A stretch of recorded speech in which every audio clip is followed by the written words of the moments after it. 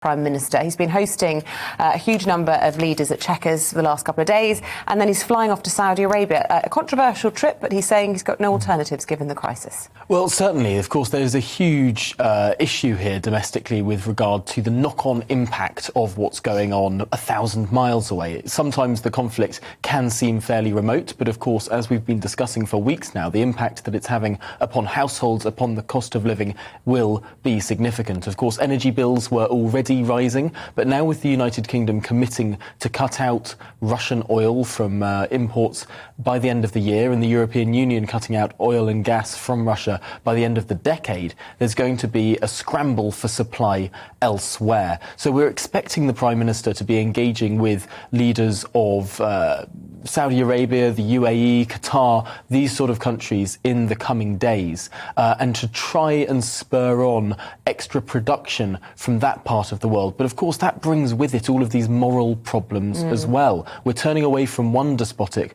regime and potentially towards several others. Gosh, difficult decisions when you're Prime Minister, aren't there? Good. Thanks for that little summary, Tom. We'll have more from you a little bit later in the programme. OK. With that, we're going to